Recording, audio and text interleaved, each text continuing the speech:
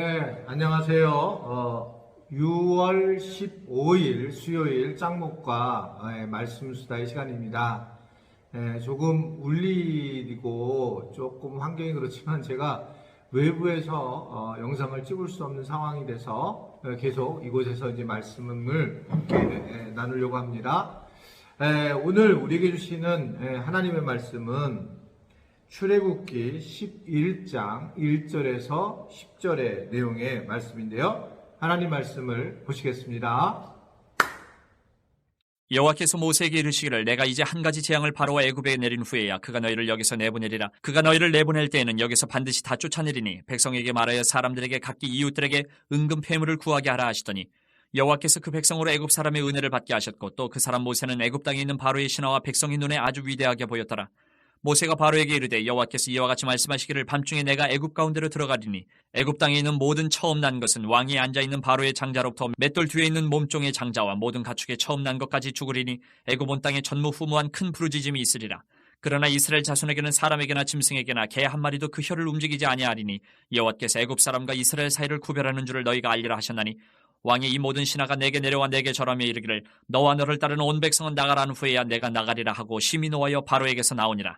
여호와께서 모세에게 이르시기를 바로가 너희의 말을 듣지 아니하리라. 그러므로 내가 애굽 땅에서 나의 기적을 더하리라 하셨고 모세와 아론이 이 모든 기적을 바로 앞에서 행하였으나 여호와께서 바로의 마음을 완악하게 하셨으므로 그가 이스라엘 자손을 그 나라에서 보내지 아니하였더라.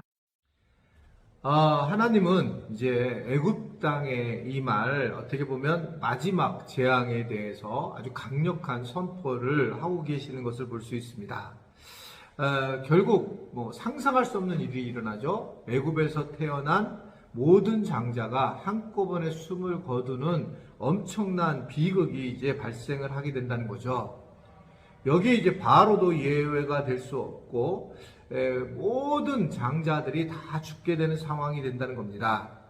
그래서 하나님은 이 일 후에야 바로가 마음을 바꿔서 이스라엘 백성들을 내보낼 거라고 하는 것을 말씀을 하고 계세요.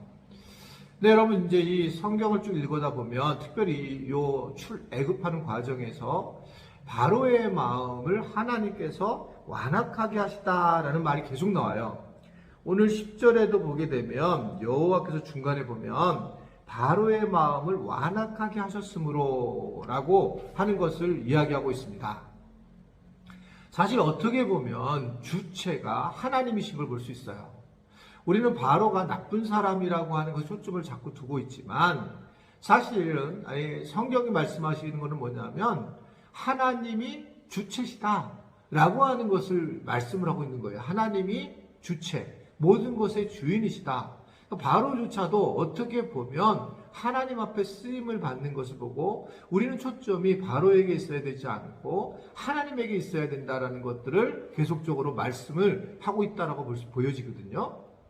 이곳에 와 보니까 제가 이제 하이파라고 하는 곳에 있었는데 이곳에 그 주변에 좀 어렵습니다. 가론 유다 고향인 이제 카라 뭐 이렇게 돼 있더라고요. 가로 우리나라는 가룟이지만 그 사람들이 모이는 곳이 있는데 이분들은 굉장히 머리가 좋은 열심당원들이 모여 있는 곳이더라고요. 그 유다에 결국 고향 사람들이 굉장히 타고난 사람들이 모였다는 거죠.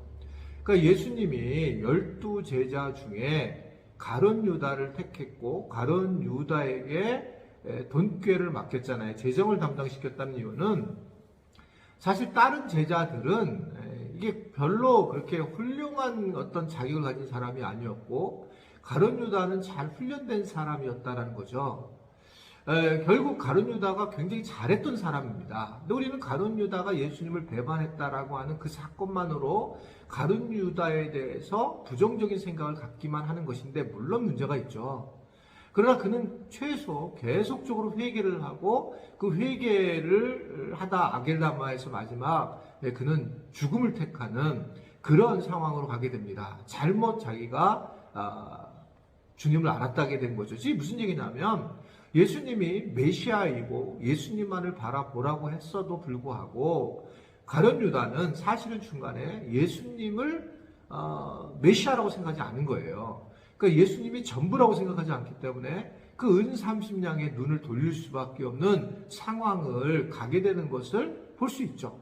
근데 그는 똑똑한 사람이었기 때문에 가룟이라고 하는 그런 지역에서 이 열심당원에 속했던 아주 애국자인 그런 모습이었기 때문에 가룟유다는 어떻게 생각해보면 그가 잘못된 것을 나중에 깨닫게 된다는 거죠. 비슷해요. 여러분, 우리가 바로를 계속 욕하는 쪽은 바로를 갖다가 문제 있구나라고 바라보는 것이 우리의 시각일 것처럼 보이지만 사실은 하나님이 이 일을 하고 계신다라고 하는 것을 이야기를 하고 있죠. 아예 대놓고 바로를 완악하게 하셨다. 그날 이걸 왜 그럴까? 가룟유다를 보거나 바로를 보게 되면 하나님은 근본적으로 사람을 갖다가 미워하게 하고 우리한테 싫어하게 하는 게 아닙니다. 근데 우리는 우리의 죄성이 숨어 있으니까 이런 가룟유다와 바로가 이런 잘못한 것들이 우리 안에 있기 때문에 그들을 이제 공격하는 모습들을 보일 때가 있어요. 그 나타나는 현상이 뭡니까?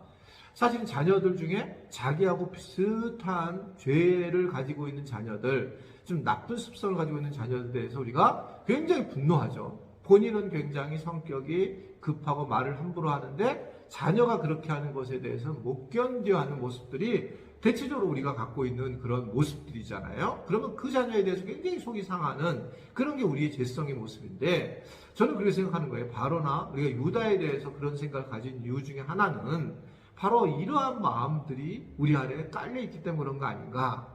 왜냐하면 성경은 계속적으로 관점이 하나님이 하시는 일이고 예수님에게 초점을 두고 그래도 예수님이 십자가에 초점을 두는데 우리는 자꾸 다른 쪽에서 해석을 할 때가 많이 있다는 거죠. 오늘도 하나님께서 말씀하시는 것은 바로 이 바로에 대해서 관심을 갖고 완악하게 하고 출애굽을 시킨 것이 다 하나님이시다. 그리고 하나님은 말씀대로 이루시는 분이시다 라고 하는 것을 계속 강조하는 겁니다. 우리의 개인적인 인생도 마찬가지예요. 우리는 계속 뭔가 우리의 마음을 들게, 우리의 생각에 들게 모든 일을 행하게 하는 그런 마음을 가질 때가 많이 있습니다. 제가 있는 이제 이 하이파라고 하는 이 지역에서 그 청년들에 대해서 한글 학교를 하는 그런 곳이 제가 좀 기회가 있는 곳이 그곳이에요.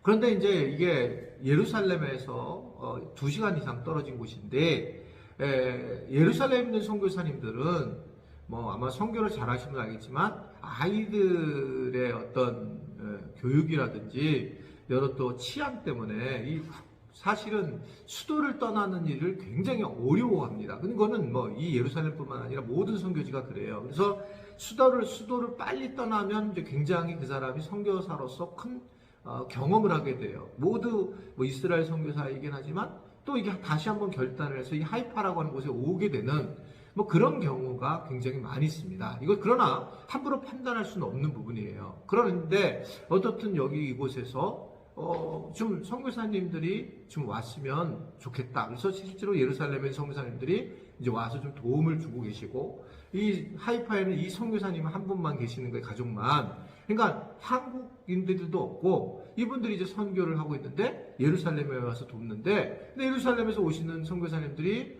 뭐 개인적 사정에 의해서 못 오게 되고 그럼 여기 있는 선교사님 계속 그쪽으로 신경을 쓰면서 속상한 마음을 가지게 되는 거예요. 이번에 만나서 그런 얘기를 했어요. 사실은 계속적으로 그런 속상한 마음을 갖고 예루살렘에서 못 도와주시면 어떡하냐는 두려움도 있고 그런데 자체적으로 있는 여기에 있는 청년들을 키우면 어떠냐라고 했는데 이제 어떻게 보면 우리 교회에서 평신도 사역이거든요. 그런 이제 관점을 바꾸는 그런 제가 이야기를 했더니 그게 참 그런 아이들 몇 명이 있다는 거죠. 이미 한글 학교를 하는 아이들이 와서 돕고 있고 보조교사를 하고 있다. 그러면 내가 예루살렘 누가 오든지 안 오든지 마음의 평강이 있을 건데 라고 하는 이야기를 하게 되었습니다. 항상 우리는 뭔가 우리가 기대하는 방식을 가지고 속상해하고 그러지만 하나님은 우리에게 많은 자원을 주셨다는 거예요. 하나님은 하나님의 말씀대로 우리에게 행하는 거죠. 우리가 자꾸 다른 길로 가니까 문제지 하나님 계속 나로 하여금 뭔가 하나님 앞에 나아가기를 원하시더라 라고 하는 것을 볼 수 있습니다. 그렇기 때문에 처음 주님께서 말씀하신 걸 붙잡고 살아가는 게 중요해요. 모든 게 하나님이 하시는 거구나. 모든 것이 이러한 모든 재앙에 대한 부분, 어떨 때면 우리한테 고난에 대한 부분조차도 하나님이 초점을 두고 하나님께 관심을 가져야 된다는 것입니다. 그러니까 우리가 종말이 올 거예요. 지금 이렇게 종말이 온다는 걸 우리가 메인이 오잖아요. 종말이 오는 게 종말 자체가 우리의 관심의 사가 아니라 하나님, 현재 하나님을 그러면 어떻게 믿어야 하는가? 예수님이 오실 때가 됐는데 예수님이 오시는 종말 언제가 중요한 게 아니라 예수님을 현재 잘 믿는 게 중요하다. 이것을 오늘 마치 출애굽도 동일하게 말씀을 하고 있습니다.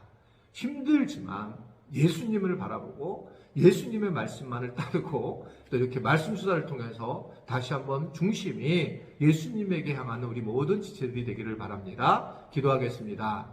오늘도 역사하셔서 은혜를 주심을 감사합니다. 말씀에 잘 반응하는 우리 모든 지체들이 되도록 도와주시고 오직 예수님만을 바라보고 두려움에서 벗어나도록 축복하여 주옵소서. 예수님의 이름으로 기도드립니다. 아멘.